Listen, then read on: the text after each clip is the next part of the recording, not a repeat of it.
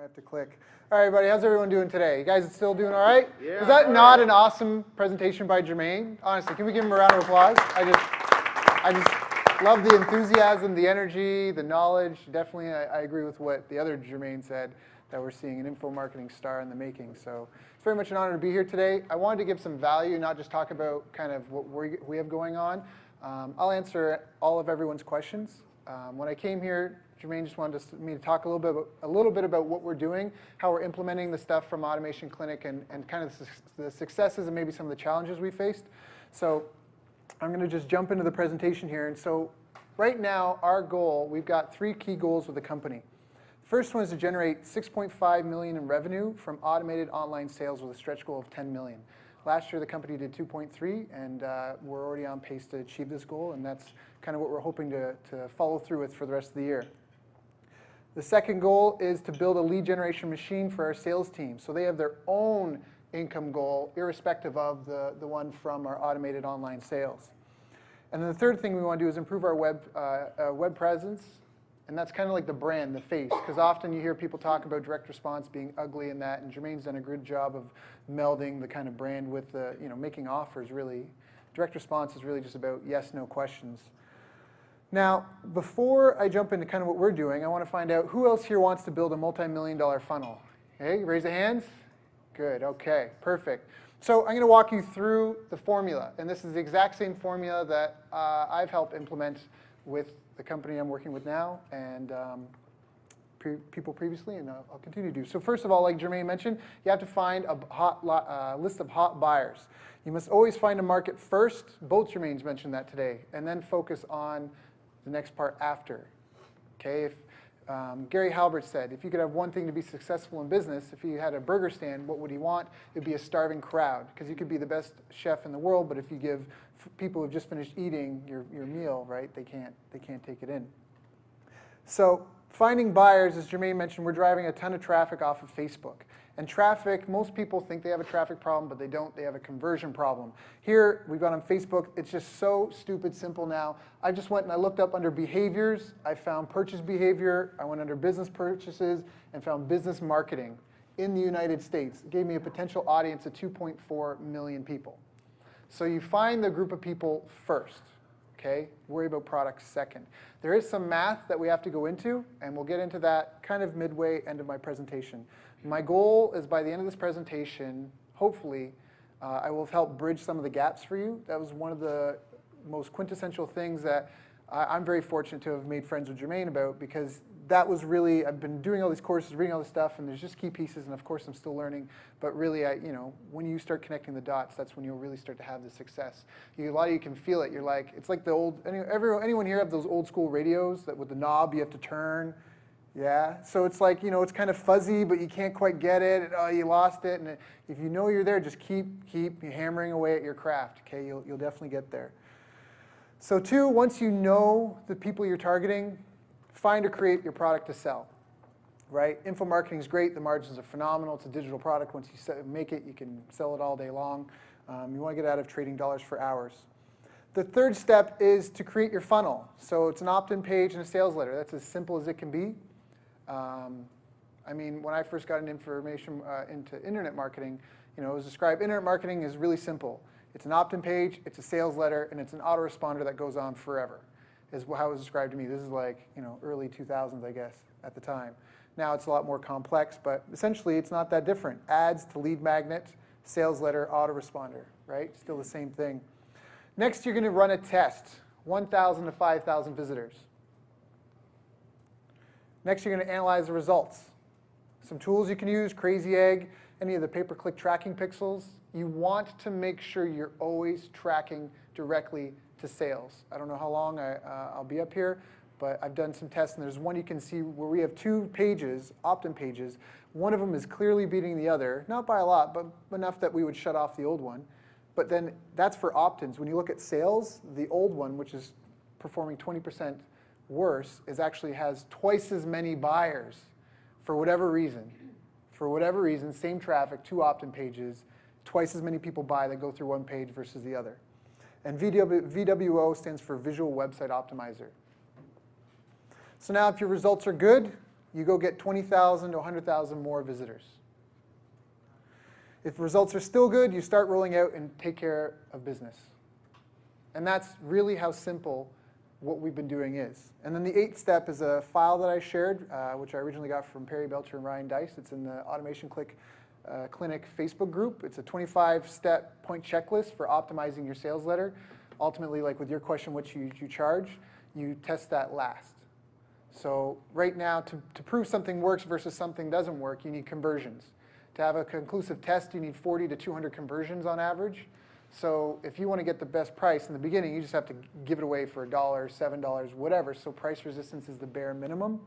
And then you optimize everything else, starting from the top of the page down, and that checklist gives you 25 points to work your way through. And then once you fully optimize this thing, then you start testing different prices. And then when you hit a price that you find that is like leveling out at, try a 1-pay versus a 2-pay, 1-pay versus a 3-pay.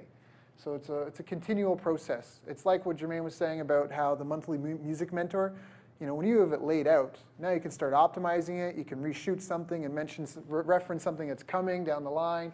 You can really get scientific about it and really enhance and create some amazing quality stuff. You can't do that if you're doing it live all the time. So this is the checklist, 1 to 8 as a whole. If you want to miss any notes, want to follow up on them. So, and most people consider, and this is not necessarily new news for anyone here, but I'm going to say it anyways, most people consider getting the sale to be the victory. A lot of people. And it's all about where do I get more customers, where do I get more sales.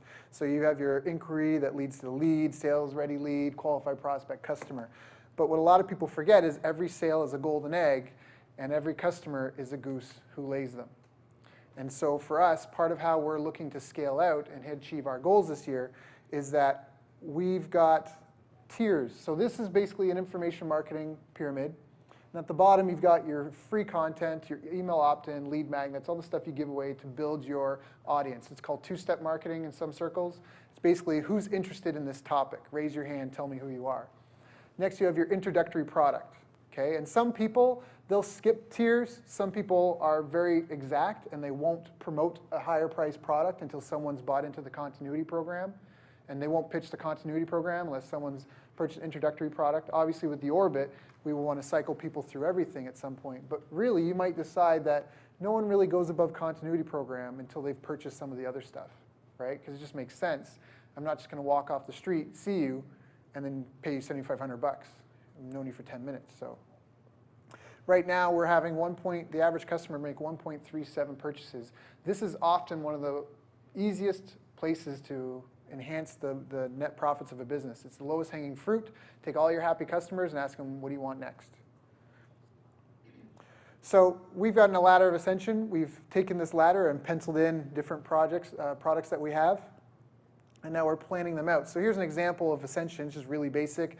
Website drives traffic to a lead magnet. They register, you deliver it. Now you promote the next thing, which is the webinar, right?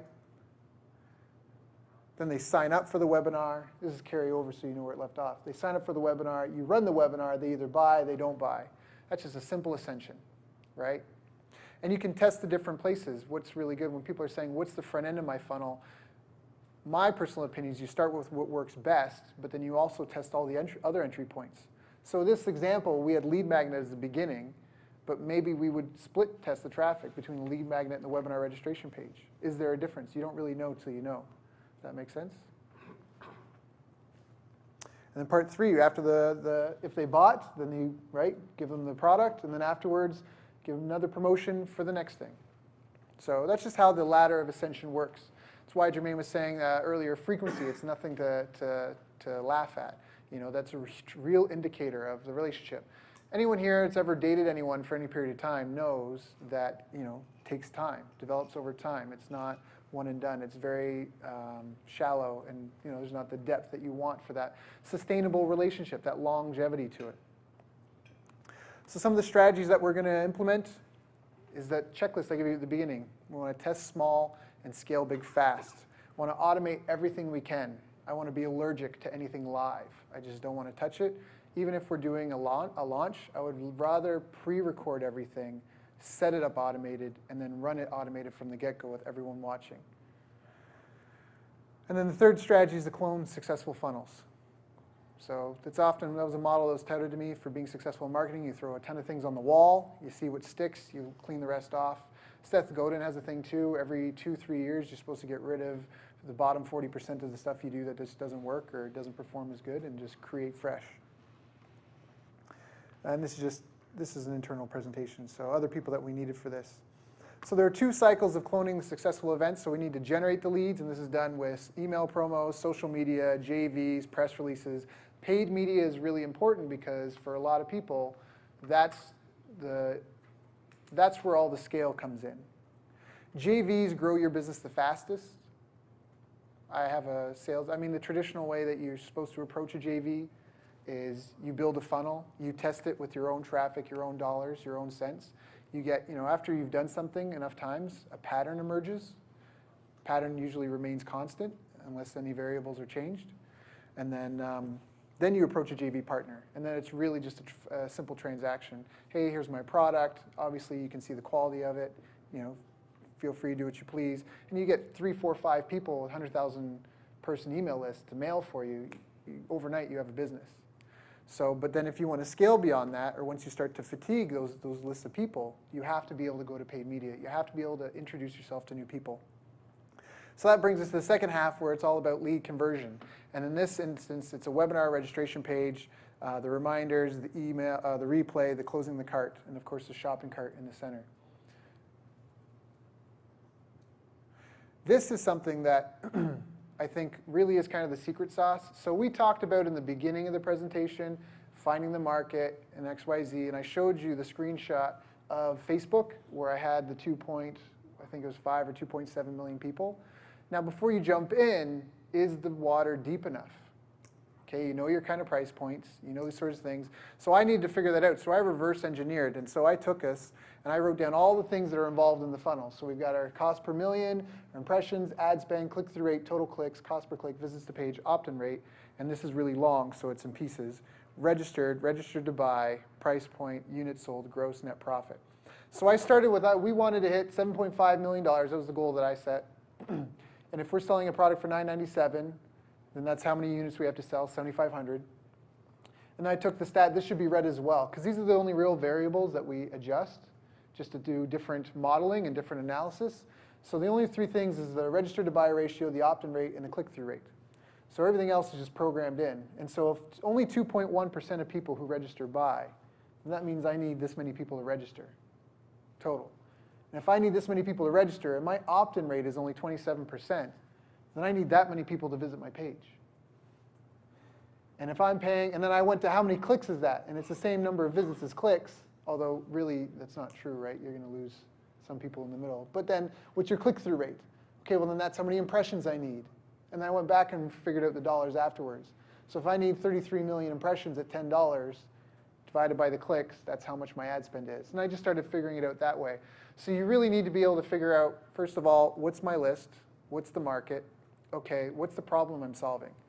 And there's so much information. The internet has made the world so transparent. If you want to get into a market and you're thinking about it, go to Amazon.com, look at all the books and information listed there, read the reviews. What are people saying, positive, negative, forums? There's so much. Really, it's just up to, it's just a matter of being creative, I guess. So anyways, is this cool? Is this helpful for anyone? Yes. So now if we take a look and I go, okay, we've got that audience of 2.5 million people. Figure your ad will fatigue around anywhere between 7 to 14 impressions, right? Because you show the same people your ad more than once. So I just multiply that. Is that a big enough list? If I times it by 10, no, it's not. Okay, maybe I want to sell something different. Or maybe I just need to adjust my price or X, Y, Z.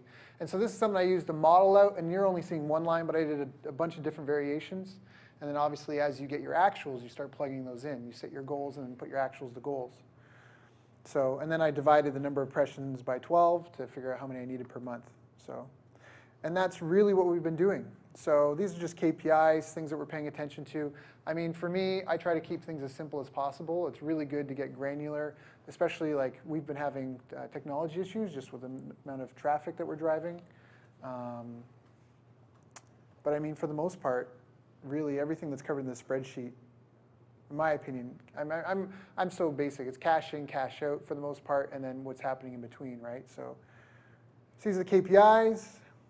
And then off of this, so again, to talk about the earlier example with you and your business, if you've been doing all these launches, that's great because you have all this aggregate data. You can look back in hindsight, and you can pick your best performing one and make your next launch the relaunch of that campaign built evergreen, and then be able to watch that. And then when you've got that steady stream of people, then you're able to start diverging off of that. And that's, again, where you get into real danger if you're going really, really wide.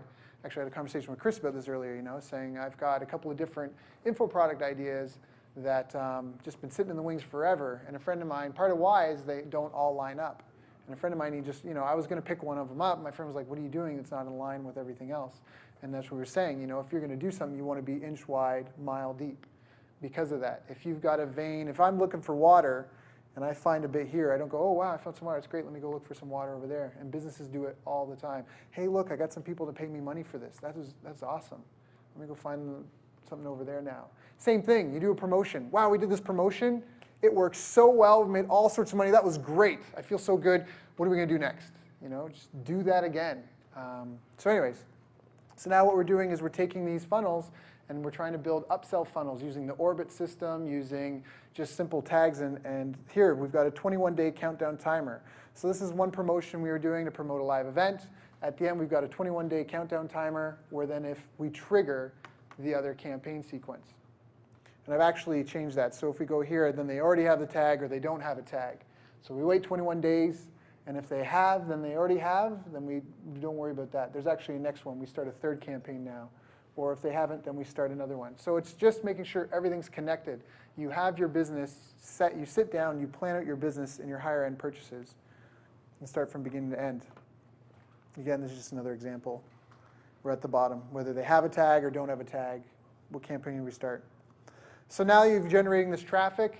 You've got this steady flow of people. You're optimizing your conversion page. You have customers coming through the door. You need to be able to manage lead flow. You need to be able to designate. Anyone who doesn't have a sales team here is definitely leaving money on the table. I mean, just by being able to pick up the phone, we've probably had about a 20% bump to our weekend just by having sales reps handy, because there's just people that just need some hand-holding through that process. But you don't want to hire sales reps and not have leads for them. That's the catch-22, right? So that's where we're just starting. We're following what works. We did was, I forget the name of the book, but it was talking about finding the bright spots. And we listed down all the different campaigns we have and all the things that we're doing and tried to figure out the ones, what are the bright spots? What are the things that are really resonating, really working for us? And we started there and started growing that. So this is just how we're setting up just for some strategy sessions, note template or a tag. They get some emails once they fill out a web form, then it goes to the sales rep. And the whole point of this is just to give people just push button simplicity. I actually got that from Jermaine when he was saying in his company, no one interacts with a customer without clicking a button afterwards.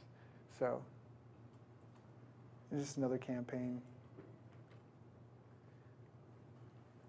This is all other stuff, emails. This is part of how we do the automated webinars. You just merge the stuff in. It's pretty straightforward and simple.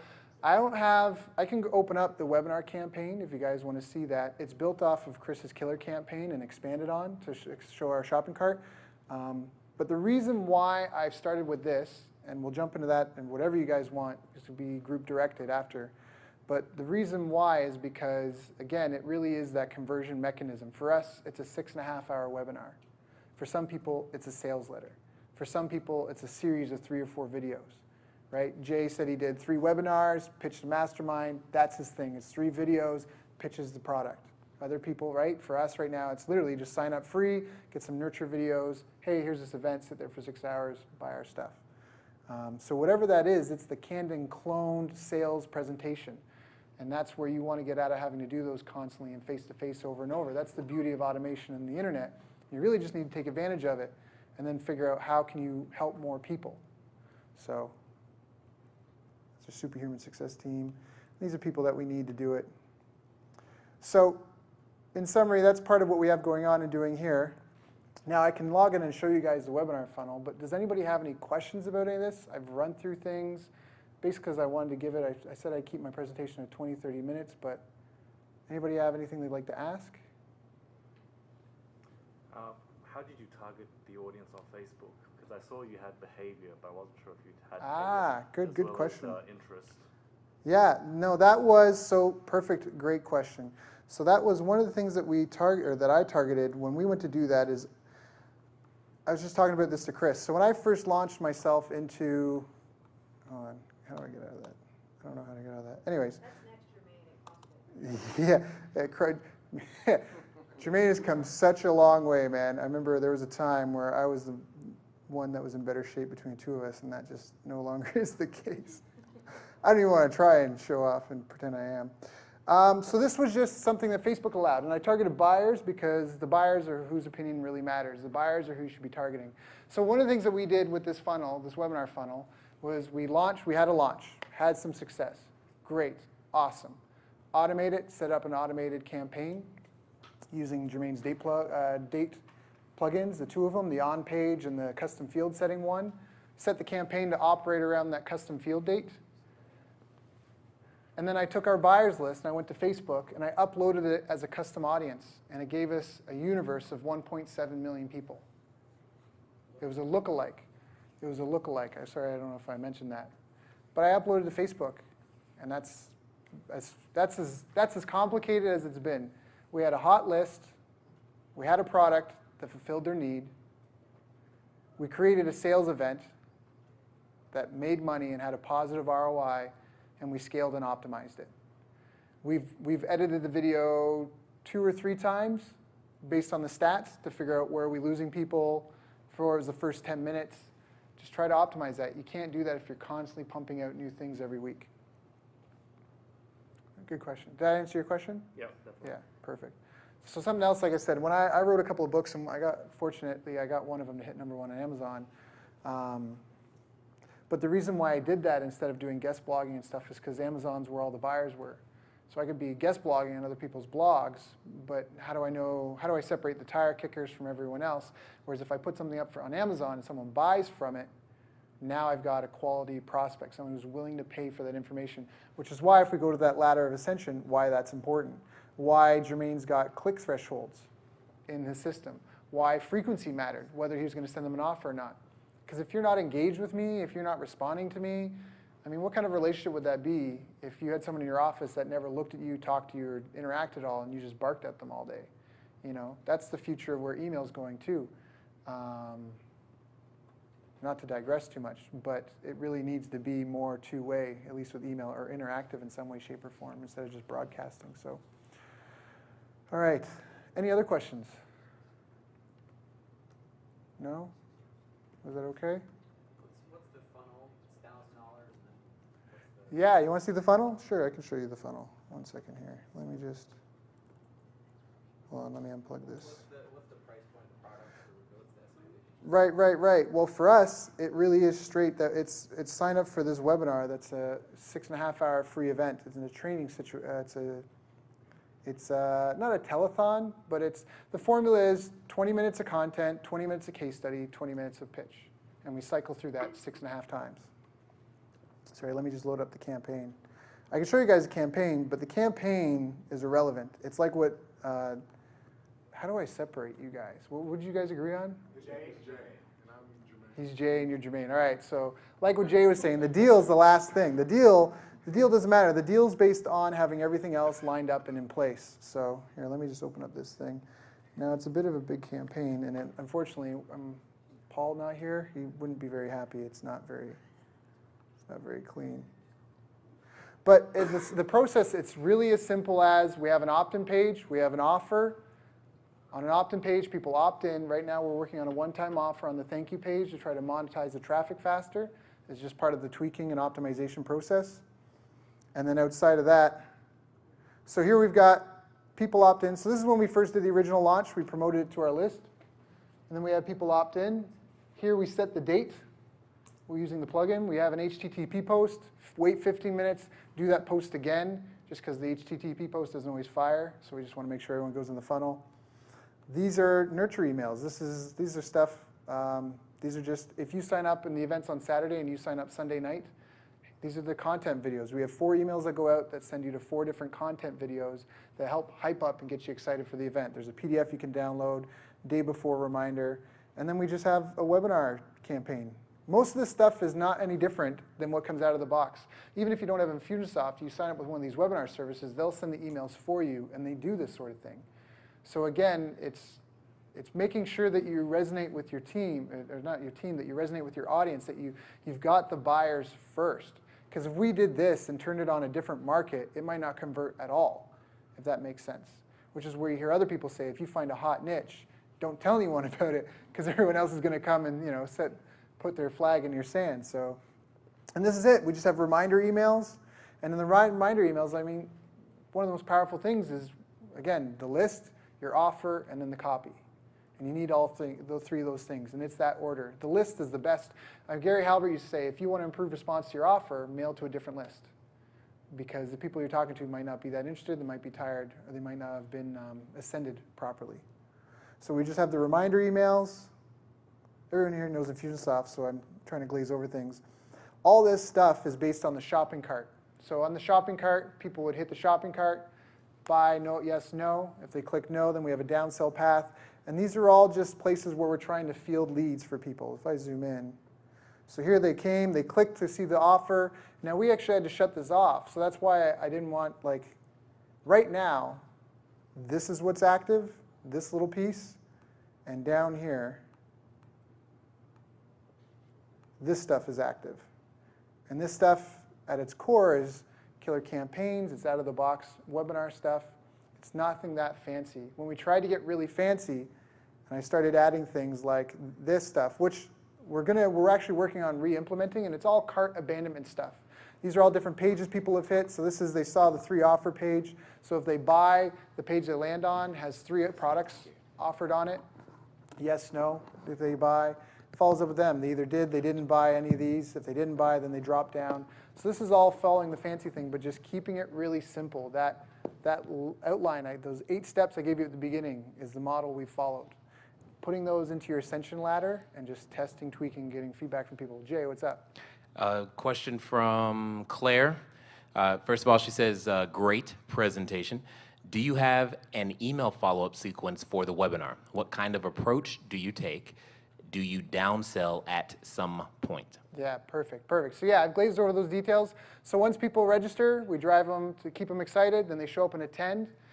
Then we wait 3 days, and then here we've got 3 groups of people. We have saw offer, so people who stayed long enough to see our pitch on the webinar and then left. We have people that came and left before we got to reveal our pitch, and then we have people who didn't come at all. And most every webinar software out there now is able to give you this data on people. This many registered, this many showed, this many stayed for this long. So we have custom feedback for all those people. For the people who didn't show, we're telling them, hey, go back and watch this great replay. For people who came and saw, we're trying to pinpoint certain timestamps in the video. Hey, you really missed when so-and-so talked about this, so-and-so talked about that. Go back and see it. And for people that saw, we just really want to drive home the value and the testimonials of people and the results they've been getting. And then after that, we've got these closing the carts. And this is actually going to be updated, just these 2, because it's a 6.5-hour event, it's kind of hard to separate who saw the CTA versus who didn't see the CTA. So we essentially have the main closing the cart sequence, but now what we actually have 2 other webinar funnels that are producing income kind of in the wings that aren't really under our focused attention.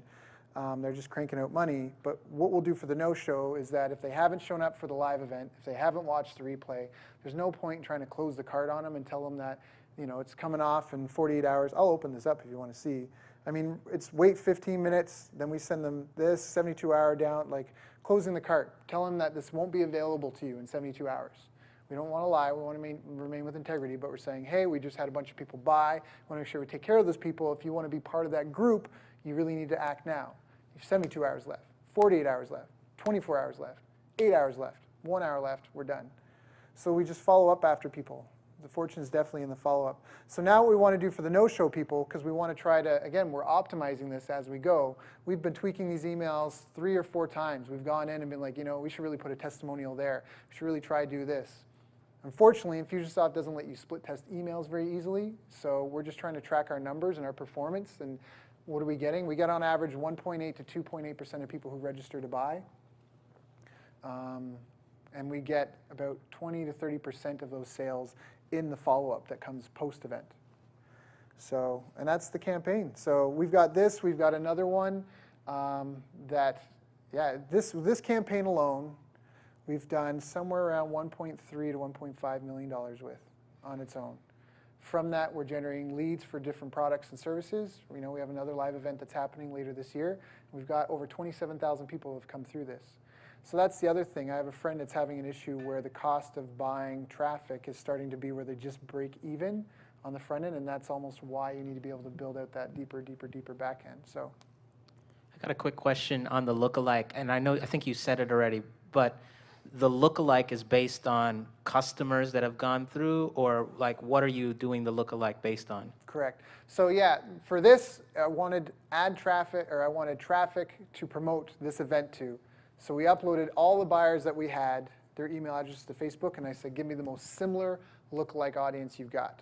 And Buyers through the webinar or buyers total? Buyers through the webinar. Okay. Try to keep it product specific. He asked buyers through the webinar or buyers from the company as a whole. I would probably do a lookalike for every product for those ad campaigns because the profile might be different. And I don't really know what Facebook's doing with their algorithm. But again, they just have made it so simple. You can go on Amazon. You can find things people are selling that are selling well, that aren't selling well. Look at the reviews, what people like, what people don't like. Find the gap. Find the list of people. And you just run your test. It's that simple. It's that formula at the beginning. Let me go. It's really find a hot buyers list. You have a product to sell. Opt-in page, sales letter.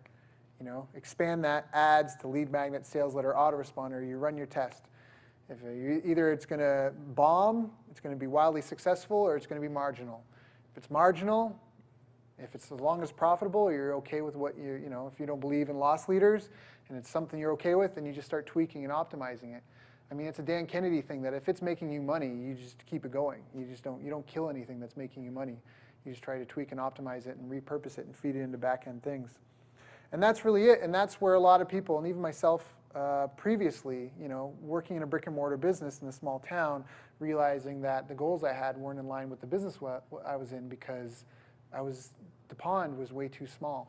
So that's where getting clear about this and following these steps first and foremost, and then doing a bit of math on the back end can really save you a lot of heartache and struggle. And then it just becomes like for us right now, the biggest struggle is just maintaining the integrity of the technology. We've had weekends where Stealth had a DNS attack. I don't even know what that means. All I know is that we were projecting, because week after week, we're cranking about 50,000 every Saturday just by getting enough people on there, and we're really trying to ramp that up now and expand into other traffic sources. I lost my train of thought. But the numbers are so predictable. I mean, you said, like in the morning, he'll text me and he'll say, we got X subscribers. So we'll make this. And then I'll text him at the end of the night. I say, so how are your numbers looking? And down to like, give or take, 0.2%. Yep. The numbers just keep coming in every Saturday. And it's like, yeah, we made 50 grand a day. Yeah, we made 80 grand a day. But you got that with your campaigns. You have campaigns that on average. Absolutely. Yeah, absolutely. and that's the power of that canned and clone sales presentation. Right. But your price point, like I always say, like I kick myself over, like setting up a big campaign for my $37 gospel thing. But see, I get the same amount of sales, but your 50 sales is $50,000. So my next thing is you'll be seeing these for Automation Clinic for sure. You guys have already bought, but for everybody else out there, I'm definitely going to imitate it. Yeah, and that just comes from having an audience that we can cater to. And again, it's only 1.8 to 2.8% of people that buy, but part of that is the 6.5-hour event as well. That's something most people, like a 75-minute webinar, is like, whoa. So I'm not 100% clear on exactly how you're doing this.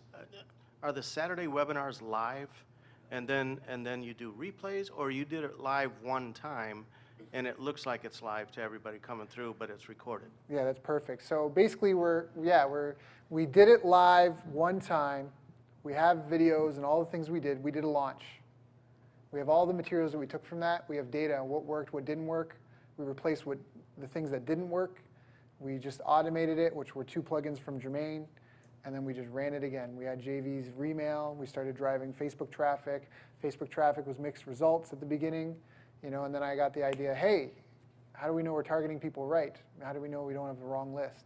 Which is why when I showed that screenshot, I clearly went and I looked up the buyers. I was like, dancing, I was cackling alone in my apartment like an evil madman when I saw that Facebook would now let you target buyers of certain things. I was just like, because that's just, I don't need my SRDS subscription anymore.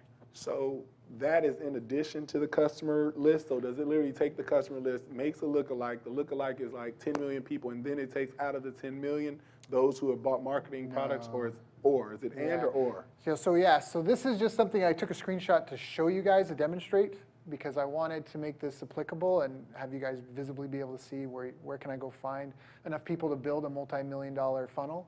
And so this was just something I pulled today, and I just picked purchase behavior because that's just great criteria to start with. For us, it was lookalike. And then what we've done is to try and keep it fresh is we've taken that massive lookalike audience and tried to battle fatigue. We've tried to block it into segments of different things, male, female, interest, categories, and just freshen the ads.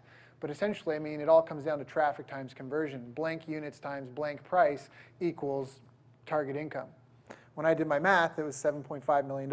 And the reason why is I have a friend, she writes for Forbes magazine, and she did this thing. She had 101 days of 101 unreasonable requests. That's how she got to write for Forbes. She's got like this, she got it free. It's like a walking desk, like it's got like it's a treadmill desk. She's all these things. She just made 101 ridiculous requests. And I remember sitting down and I was like, what's the most ridiculous number I think we can make today? I was like, yeah, it's $7.5 million. And so plot out in a spreadsheet, do some reverse engineering and math, and have a sales funnel that you've tested and it's predictable. I mean, if you have a sales page or an opt-in page that converts at 40%, then it converts at 40% for the most part, as long as the traffic remains integral, or has integrity. Thank you. As long as your traffic has the same integrity, you should expect the same result. And that's where you just reverse engineer everything. And then you hit to a point where now, okay, we've got the money to fund it and that, let's hire an agency. Let's make it, make it attractive for them to be involved and let them worry about driving the traffic and everything and just establish our parameters. But to do all those things, you have to start with the buyers first. You have to find the market first. Then you have to make sure that you've got the universe that you need to scale. You have to do the math. How big can you grow? Can you handle it? Again, for us, it wasn't the math. It wasn't putting the things together. It's actually been able to grow and then plug up the plumbing where things start to break as you grow and scale. So, any other questions? Okay, I got a lot of blank faces. Was this good for everyone? Yeah. Good. I think everyone's deep in thought, so that's excellent. Where's your book? I don't have it here. I have nothing to sell you guys. I feel bad. Jay was up there. I'm like, man, look at that guy go. Same thing as you. I'm like, man, he is like on. He's just so passionate, enthusiastic. He doesn't have a book from me. I gave him 40 bucks. I have a couple of them. So, empty-handed. Sure. Was it Sure, my sure, original sure. intent? Is this? This might be it. There we go. So these are the 3 books that I wrote. This is the one that hit #1, Ancient Secrets of Lead Generation. Business Success Secrets. They're thin books. I wrote them with business people in mind, my market in mind. The reason why I did 3 books as well instead of 1 is I felt each hit a different pain point. So one was like the day-to-day management. One's kind of like, what am I doing? And this one I figured was like, how do I get leads and grow my business? So I put all 3 up because I wanted to see which one would the market respond to best. I love that ancient secret. Yeah, I'm sure you do, eh, Jermaine? Yeah, so the title, I have to give props to Jermaine. So we sat up late one night over Facebook and helped me with that. So much appreciated. And it just took off. All the right things are in place. Eyes looking at you, color red. That's another thing. If anyone's marketing on Facebook, one of the best things to do is look at your industry and see what color, like what's the color palette. I'm a dude, so I'm like, what? Red, pink, what? So, but you just look at the color scheme and you just make something that really contrasts that to get more attention. So, anyways, any questions? Anything anyone wants to know? Feel free to pick my brain. Yeah. So what's the product that you're using? Right now? What's the product that you're using to manage these webinar replays and make it look like it's alive? Sure. There's tons of them out there. The one we're using is Stealth Seminar, which has been great. They weren't my favorite. We started off with EBS, Evergreen Business Systems. I've heard lots of mixed results. If you have a programming background, a lot of these one-and-done ones are okay, because if there's any bugs or things missing, you can kind of figure it out and dive into the code and do your thing. For me, I'm not, and we really needed the service, so we went with stealth because when we're trying to scale, things break. We want, you have a weekend, you're expecting $50,000 in revenue. You want someone sitting there watching to make sure everything runs smoothly, right? So that's one. I am also a big fan of Easy Webinar and Auto Webinar Press. So, and also Citrix. GoToMeeting is not necessarily automation friendly. They just launched a new division called GoToWebcast. So we just set up a backup link with them. I'm kind of mixed feelings. The reports are great. You have to set it every week. It won't just run every week. I don't know why that's not a button, but. It's Citrix. You know, he works he works for Citrix. Who? The guy who asked the question. Ah, okay. Yeah. Not in the webinar division. That's all good. So, I mean, really, that's it. And this is old direct mail. I can summarize this book for you in a few steps. I mean, the way advertising developed was, back in the day, we were all just people on a horse and buggy going from town to town selling our wares. And we realized we can only knock on so many doors in a day. And every time we knock on a door, we go through the same pitch. Maybe if I write this down on paper and I give it to a little boy, he can run ahead. And then when I show up, at least they're kind of familiar with it and I can get through more doors that way. And then you get, this revision that just works so well. Man, I don't even need to go to the door. I can just put the order information there and let the boys run back to my cart, and I'll just give them the product, collect the money. And I don't even need to do it. I can just put letters in the mail. And that's just how it's grown and evolved. And now we have all this technology, and it all just models the offline world in an online way. So same thing, that's what a webinar is. If you have a company and you've got an amazing sales rep, record them.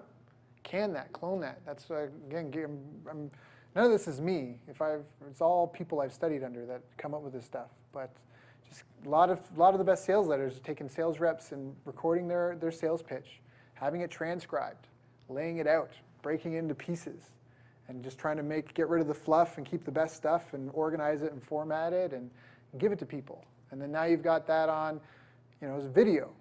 Now you've got did you see how it works? That's why, again, I wasn't so much about the campaign, because I don't want to be, here's a fish, and if you put these blocks in this arrangement, you're going to make $1 million. I wanted to come here and give you guys real substance. You have to do the research. There's the checklist. There's a 25-point checklist to optimize your sales page. It's in the Facebook group. You have to do some math, basic arithmetic, and then you just have to take care of people, and you have to be able to sell, and you have to be able to deliver quality products. So. Is there a URL where we could check out the webinar? Yes, it would be yourbrainathon.com. And Jermaine Massey is one of the interviewees, right? Yeah, Jermaine's actually one of the case studies. I know. I get emails every Saturday and Sunday from the people who buy the product. They track me down. It's awesome. Really, eh? It is. Yes, yeah. they do. So this is just the basic page, and we're actually going to update this. This has been our winning version. This is the best of 21 variations. This is just Optimized Press 2.0. I'm just going to go test. I know some people really think it looks like that. He zoomed out. Yeah, I zoomed out. It's more in. Your Brainathon. And this. Why do you think Saturday? Did you split test that at all? Because it's a 6.5-hour event, and that's when we did the original launch. So, and this is just modeling something the company's done, and it works every year, and it's been bigger every year. And this year we did 91% better than they did last year, just on tweaking and improving opt-in pages, just by looking at the data and trying to optimize as we go, and by having that follow-up sequence laid out in advance. It wasn't perfect, but it was done. Have you tested asking people to share this page on social media? We were doing that when we were using EBS. It's something that we want to upsell. Right now, we want to, instead of trying to get people to share, we want to make a one-time offer on this page to try to monetize the traffic faster. And that way we can scale and afford to pay more to get that first sale. Again, that comes back to my presentation. It's not about the first sale. It's about the lifetime relationship. Oh, no, it's okay. If all you have is one thing to offer someone, you need to do more research into your prospect and find out what else can I deliver them. And one thing that is really coming more and more and more aware to me is that the inch wide, mile deep. I only want to deal with one-legged blonde women from Alabama that say the ABCs backwards. Man, you find a group of those people, make them an offer, personalize that message for them, the conversion rate's going to be 80%. You know, it's really just about finding that. You can go too deep. It might be hard to go too deep depending on the space you're in, but it's way too easy to go way too wide. So. I think you have your next book title. What? The One-Legged Blonde Woman from Outer. I thought you were going to say inch wide, mile deep, and you're like, the one-legged blonde woman from out. Yeah, so. How to find the Yes. one-legged blonde. And now with technology, it's so easy. Again, like I was saying, you just Facebook, you go to Amazon, use Quantcast, use just all, it's ridiculous, the tools you have. Alexa. So. Have you tested, I mean, obviously the formula works, and like you said, if it ain't broke, don't fix it. Have you tested charging a nominal amount for the webinar? Since it's 6.5 hours, obviously there's some value in it. There's a lot of content. Yeah. You know, if you're talking, you know, 20 minutes of content, 20 minutes of case study, and 20 minutes of pitch, you know, over 6 hours, there's a lot of content in there. Yeah. Have you tested, like with Chris's model, you know, We have charge another, 10 or 15 bucks or something? We have another webinar. So this one on the side has gotten nominal traffic. I actually don't even know the stats on it, but it pulled in $80,000 for us in the first quarter. And that one we were charging $7 for. We haven't done that for this one yet. Did you, for that one that you were charging $7 for, did you test it with and without the 7, or did you just throw the 7 at it and see what happened? We didn't get the chance to split test between the two, just because there's so many things that we have going on. It's a fast-growing company, but that webinar, the reason why we kind of stopped focus on that is it wasn't converting at something that was satisfactory for us. So we had new things on the calendar already, new launches coming. So those are all things that, you know, the plan is, that's how we're going to reach our goal, is to go back, optimize those, and split test those, and that's definitely on the slate. Does that one sell to a different product, or? It sells a similar, very similar product. Okay, similar price point and everything? Yeah, it's a very similar, very similar product. The one that you get through this funnel, though, I believe personally that it's better, it's more enhanced, and but yeah, so. Cool. Yeah. Any other questions? So Laura, does this get you even more pumped up to? Yeah, I just like, you know, I'm pretty much just completely reworking my business model now. We're not going to sleep the next week. Yeah, I'm We just. will be at Icon. Sorry. Yeah, I'm really not seeing a whole lot of value in going to the other 3 or 4 days of stuff, because I got work to do. We'll be in this room. I can rent the room. But I did make a promise to my team that I would not send them every idea that I have in an email, a separate email. Like, I would wait until I was done with Icon and then spend time on the plane distilling everything and come up with the final plan. Save that email, you know, every once in a while. Yeah, because otherwise it would get ugly. But yeah, I mean, this is exactly where we need to go. Yeah. Yeah. And again, it fits so well with what Jermaine teaches. I mean, that's why you have the orbit, right? That's why you want to have the ascension. That's why the follow-up for the nurture pyramid, there's the click thresholds. Because if someone hasn't even clicked your emails 5 times, you don't want to pitch them through anything. They're going to complain about spam. They're going to hurt your deliverability. It's just, why bother with that? So again, it's really about just, I mean, one of the best things Jermaine told me, I think it was the first or second time I saw him at InfusionCon, was just follow 10 people. Just put them in your app and just follow where they go, and just build out the yellow brick road in front of them. You know, and I was like, that's really amazing to just put a group of people through and just have all sorts of data collection points. And so, anyways, that's just how things have been growing and evolving. And No, I just wanted to underscore the point one more time for Laura. When I remember when I went down to their studio and did the thing, I knew nothing about automation, what they were doing. I didn't even know what Jermaine did. I just know when I was there, he was texting me. He's like, "Wow, you're there," and I was like, "Yeah. How did you know these guys?" It was a very interesting thing. But when it came down to me figuring out what I needed to do, I said, "What did they do?" Oh, I get it. They just recorded a live webinar. All right, let me do that. And I just did that. Now we're gonna go do this, which is great. So, you know, I keep it simple. Yeah, I was gonna say, one of the things that came out of this for me is just the live stuff's great, but I'm just as good on a recording as I am live. So, and it takes a lot of the pressure out to have to show up at exactly the right time and be spot on at that day, and you know, have everything perfect and nobody's mowing the lawn outside or jackhammering the pavement or whatever. So yeah, I'm just going to record them all and make sure that they're awesome ahead of time, and then we're just going to run everything through I think stealth. that's a great idea. Yeah, I mean, that just changes the world right there. And something that is smart that I did before I came to work here in San Diego was I actually figured I'd put in the extra legwork, which is why I hustled so hard to get my book to hit #1, because then I could get on radio, television, and newspapers. And I just jumped and I did the group coaching program, and I built a group of 6 people, because the stuff and the work I did with them, I wanted to filter down to create everything else. So instead of just starting at the bottom and like, man, it's 18 months before I make enough money, to be profitable, because I got to sell 37 ebooks or 300 ebooks at $37 a month just to pay. You know what I mean? Work your way up. I just went for the jugular. But of course, you have to have quality content, right? You're not going to go very far if you can't deliver on the value in your promises. But just food for thought. If you've already got a presence and a list, it might be smart to go big and then work backwards and then help people build that ladder to you. I don't know if that helps. I just thought when I saw you, Jay, that's why I said that, because I know you're building it out, and you've got that mastermind group in that. So. That's what I did, but I didn't have a list. I just did it. And just told people that, hey, I'm going to do this group coaching thing. And they showed up, and I said, cool, and here it is. And we were making it up as we went. We just recorded it as we went. Which is so smart. What was the one thing that was probably, yeah. And we didn't have that forethought. Mm-hmm. We just did. And Yep. we still just do. Yeah. That's what we do. So I'm like, oh, I got one right. When you said that, I was like, oh, I didn't know that was the smart thing to do. I was like, sweet, let's just go for it.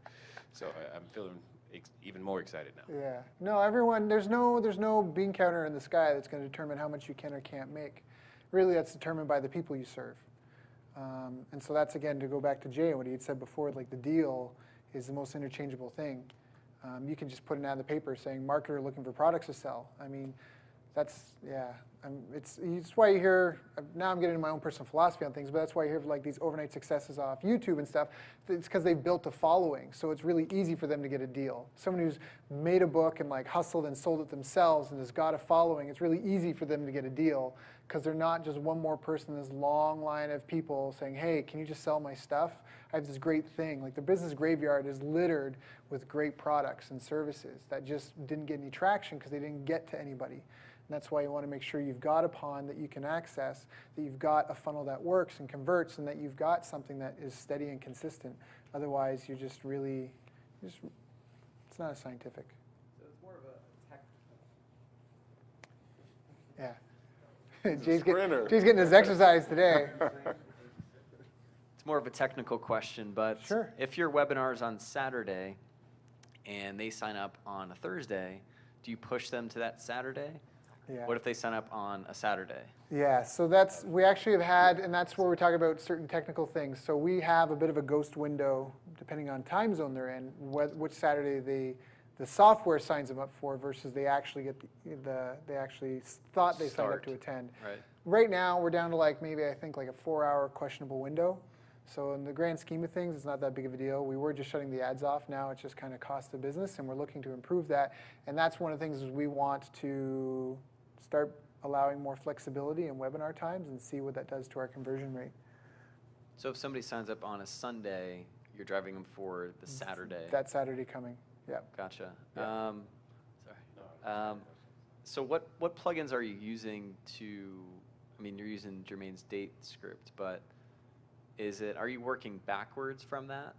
So are you setting the launch or the webinar date on the record and then using date fields for like 5 days before, Got 2 days it. before? Yes, that's exactly what we're doing. So Gotcha. here in the campaign, up here in the beginning, way up here in the beginning, they get the you're in email, but then here we set an HTTP post.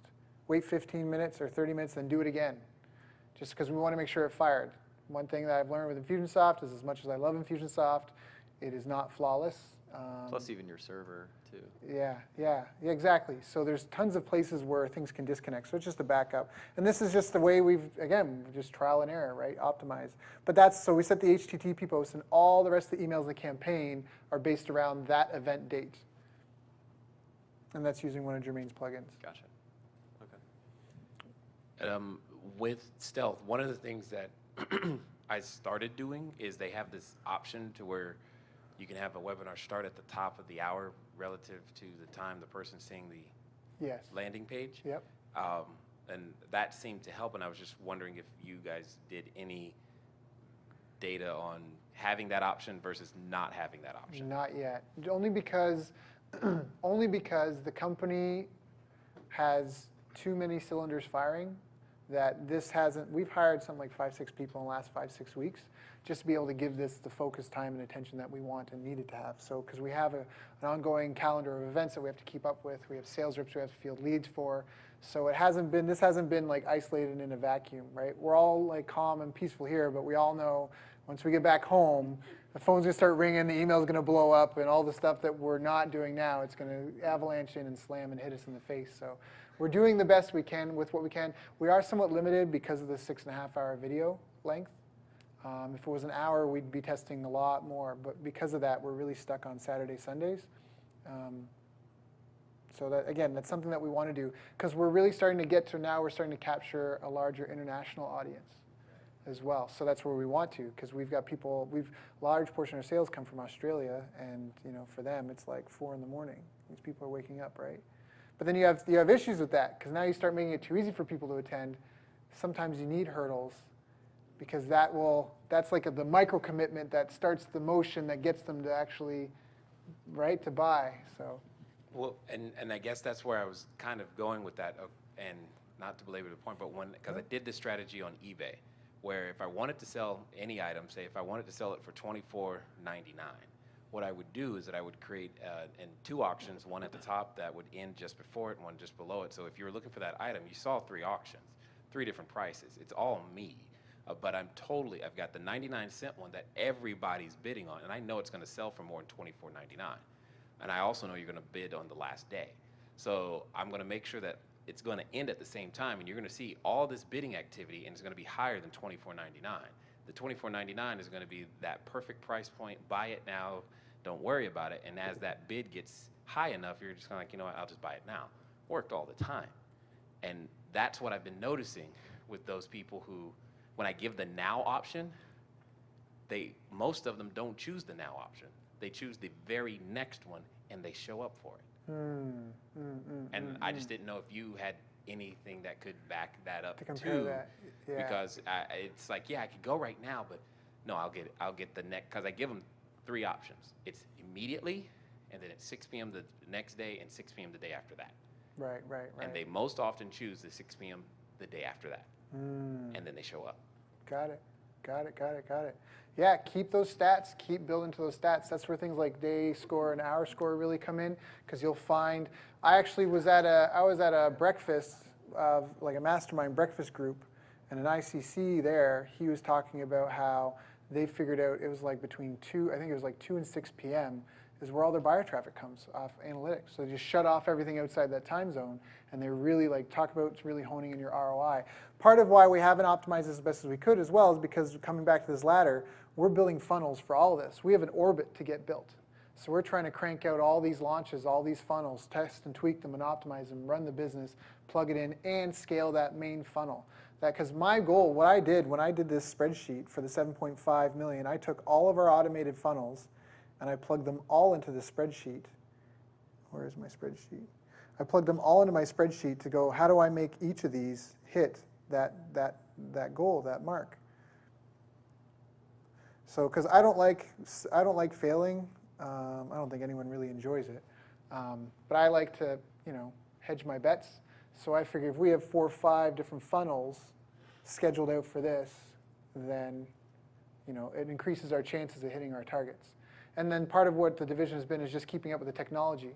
And we had issues with Infusionsoft that people weren't moving forward, glitches, links reappearing, disappearing, all sorts of pandemonium. So we've really had to develop a close partnership with them, which has just been awesome.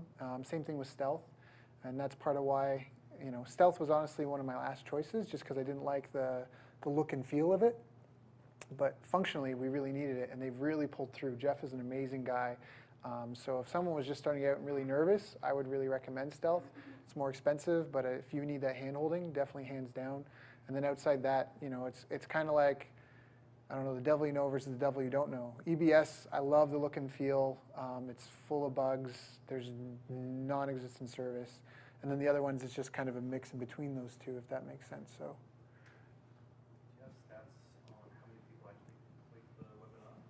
Do we have stats on actually how many people actually complete the webinar? We do.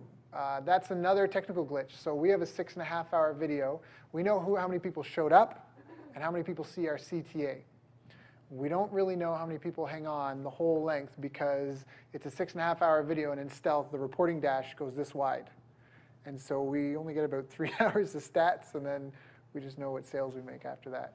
Is there a question? Yep, online. Tom is asking, can you comment on how many of the Automation Clinic plugins you use routinely compared to those available? Which plugins and AC and Automation Clinic concepts would you recommend relative to newcomers to automation to implement first? Got it. That's a great question. So right now, so first of all, if I were starting fresh, it would be automated funnels, and it would be getting your 4-video sequence up and running to make that first sale. I think is what I would want to. You want to start generating a buyer's list. You want to start building a list and then also building a buyer's list, so some sort of low-end offer. That's where I would start, because you need a place to grow with, right? You need that vein of water in the earth, or that first drop of oil to keep digging towards. So that's what I would say there. As far as plugins, a lot of these are so automated. I actually had to think about it, because I was only going to say, well, the on-page plugin and the date setting plugin, but we actually use a lot more than that. Every time a purchase is made, I'm pinging all the recency frequency ones that we want to update when they purchase, the total spent, the days between purchase. So all the RFM. I don't know if Jermaine's going to get to go dive into that at all, but RFM is phenomenal. It's one of the most valuable things you can look at in your business, is just look at your customer base and organize them based on recency, frequency, and monetary value. Because that's now that we're having so many buyers, when I go to update our custom audience in Facebook, I'm not just going to upload all the email addresses of all our buyers. I'm going to take that buyers list and I'm going to go, hey, what's the segment that's bought the most of our products, that spent the most money with us, and is the most recent? Let's upload those people. So RFM is really like, if you're within an existing business that's, has cash flow running through and customers and operations happening, just an RFM analysis could just blow the lid off of whatever you're doing, just because you'll start looking at where the real money is. That whole 80-20 book, it's that Pareto principle. It's all in the. I'm just regurgitating Jermaine right at this point. Like it's all there, and he breaks down how to do it, and it just will show you who to focus on versus, let nurture and grow and develop in your database a bit more. So. All right. Any other questions? Speak now, forever hold your peace. Chat's good. Everyone else is good. Well, Taking on other clients or just sticking with John? Am I taking on other clients or just sticking with John? That's an excellent question. yes.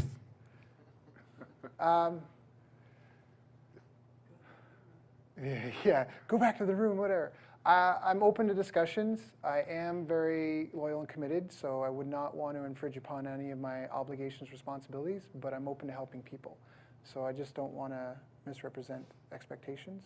But obviously everyone here is that same caliber or level of experience and kind of what we're trying to do and use the same tools. So if there's any way I can help you, please just come let me know. Sorry if that's kind of sidestepping the question.